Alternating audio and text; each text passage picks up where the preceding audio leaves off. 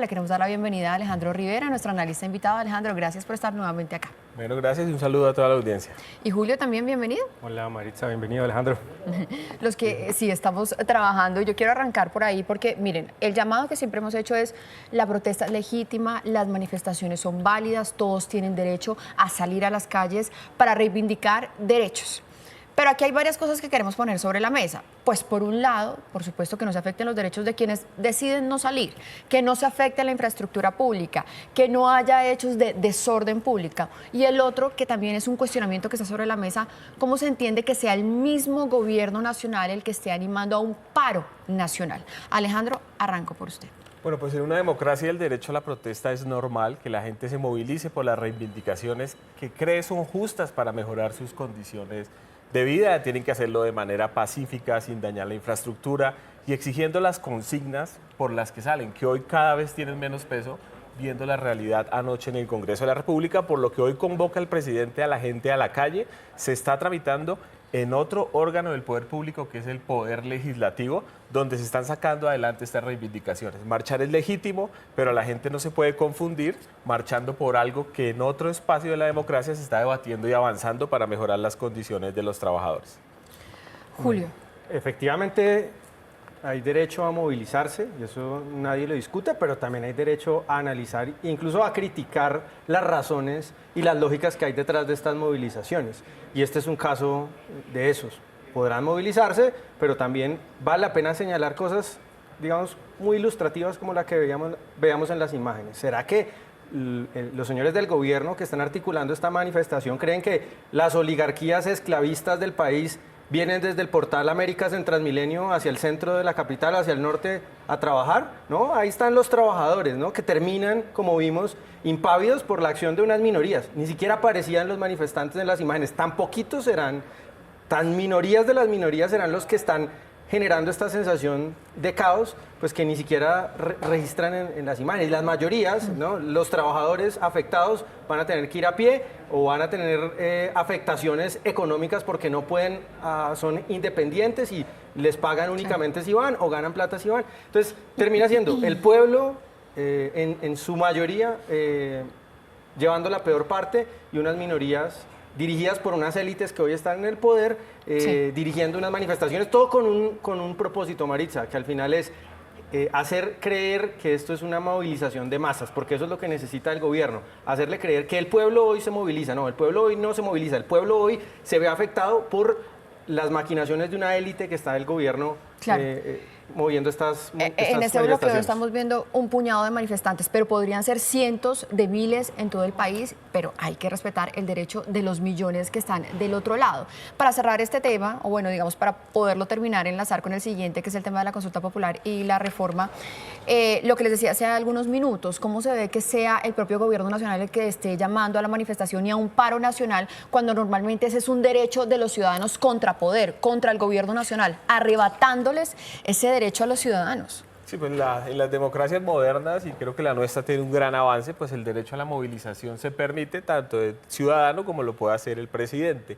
Lo que vemos es que el presidente cada vez más apela a la calle como un mecanismo electoral para el 2026 que le permite tapar un poco de las cosas que no ha logrado resultados en la gestión pública y por eso apela. Lo que yo veo es que cada vez tiene un respaldo minoritario en las calles, no como antes cuando estuvo en la campaña, que él sueña que esto vuelva, y a la gente no se puede engañar, a la ciudadanía no se puede instrumentalizar y se está haciendo un uso inadecuado del poder constituyente, que es cuando a la gente se necesita llamar a la calle para profundizar la democracia, cuando no se logra realmente materializar sus derechos.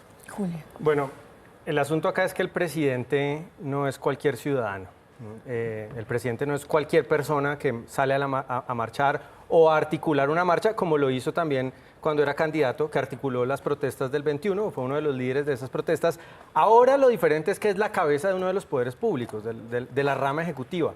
Entonces, ¿cuál es, digamos, la organización o la institución contra quien está protestando? Pues es el Congreso de la República. Entonces, es una rama del Ejecutivo, una rama del Estado colombiano protestando contra otra, usando, que esto es clave, usando recursos públicos para atacar otra rama del poder público. Entonces aquí, digamos, está horadando las bases del Estado de Derecho, de la división de poderes, porque es el Estado contra el Estado. Y esto es muy grave en términos institucionales y en términos de independencia de poderes, porque acá al final lo que está buscando el gobierno es lograr arrodillar una de las ramas del Estado y acabar con esa división de poderes, con esa independencia que es clave para la democracia. Y es una batalla contra las decisiones del Congreso, como dicen por ahí, con todas las formas de lucha, porque a pesar de que se hundió la consulta popular, presentó una consulta popular 2.0 y ahora está diciendo que la anterior consulta popular no se hundió y que podría incluso convocarla por decreto. Hablemos sobre esto que ha generado tanta discusión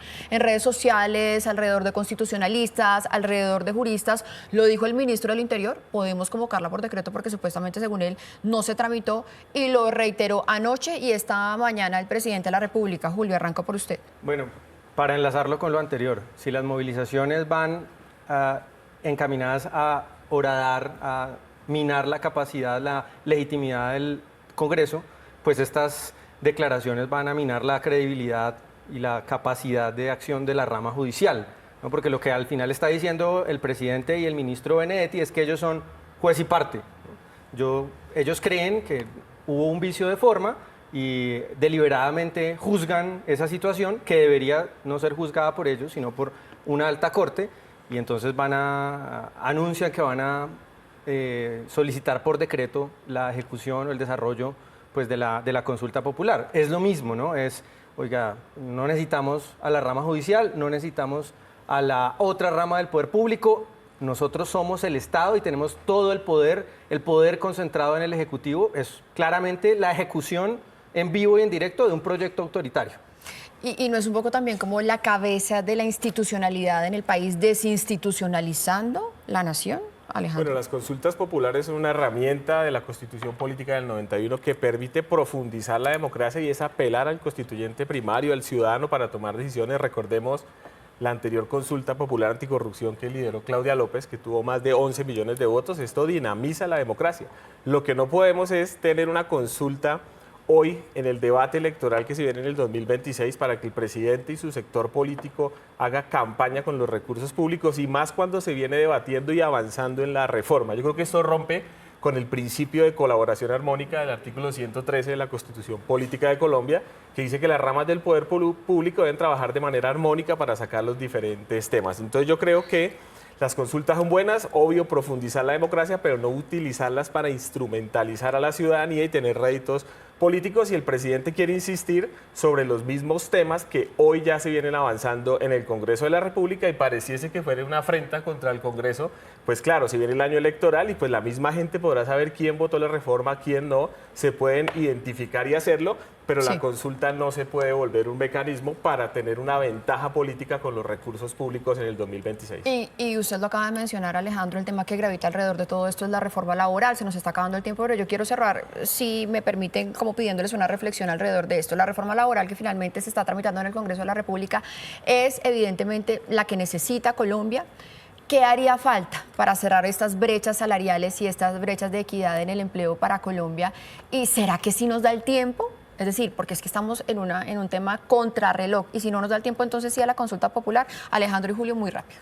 Sí, recordemos que lo que hoy se está recuperando en el Congreso de la República por un consenso liderado por la senadora Angélica Lozano, que puso de acuerdo a los diferentes sectores de la misma reforma que hundieron los uribistas en meses pasados, y lo que hoy la gente está recuperando fue lo que el uribismo le quitó en el 2002, que eran los derechos de las trabajadoras, con la promesa de mejorar el empleo, de generar más productividad. Entonces yo creo que la reforma hoy lo que reivindica es los trabajadores que puedan tener los derechos que necesitan para aumentar su ingreso y poder tener una mejor calidad de vida, pero veo que la reforma le falta algo muy importante, y es que no toma a ese 57% de la población que hoy está en la economía popular, que lo puede afectar porque no pueden contratar trabajadores de manera formal con los derechos que tiene todo trabajador, que es la salud, la seguridad social y un sinnúmero de prebendas que hoy se están tratando de recuperar. Entonces yo creo que falta discutir sobre la economía popular, y es generar crédito para las pequeñas y medianas empresas, un crédito subsidiado donde el Estado ayude a aumentar. Entonces yo creo que la reforma hoy avanza de manera satisfactoria, el tiempo va a dar,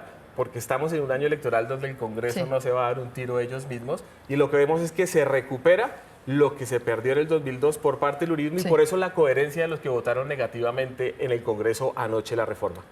Pues podrá ser una derrota política del gobierno porque no puede coger las banderas de este nuevo trámite, de esta reforma laboral que las ha cogido el Partido Verde o lo que quedó del Partido Verde, la senadora Angélica Lozano.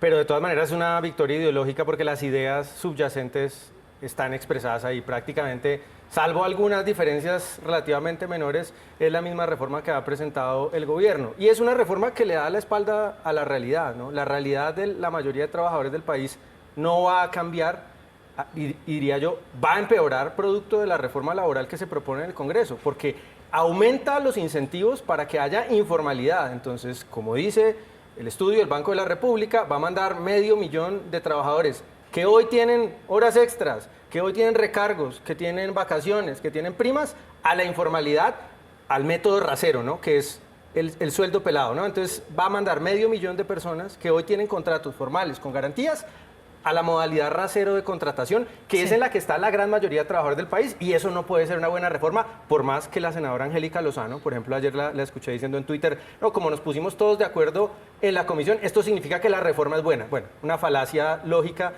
La que expuso la Sí, senadora, en todo no caso, es buena porque esté de acuerdo el Congreso o porque esté de acuerdo la mayoría, sigue siendo mala. En todo caso, en un país que está altísimamente polarizado, que en el Congreso de la República nos den una muestra de consensos y de acuerdos, pues es bueno. Es algo de Bueno, alivio en esta realidad depende de los política en el consensos. país. Si es en torno a una mala idea, no necesariamente Pero es lo que bueno se el demuestra es consenso. que hay una opción distinta Bueno, al miedo y a la polarización y, es el consenso que lideró y la que si senadora nos Angélica pusimos de Lozano. acuerdo en este momento para este tema de garantías para los que hoy en día son trabajadores, también se pueden poner de acuerdo para darle garantías a las personas que hoy están como informales y que entren al empleo formal. Alejandro y Julio, muchísimas gracias a ustedes. Veremos Gracias, cómo avanza Marina, gracias. esta jornada de paro nacional y vamos a ver cómo termina el debate en el Congreso, porque todavía le falta un debate, el más importante en plenaria de Senado, a la reforma laboral, 7:12.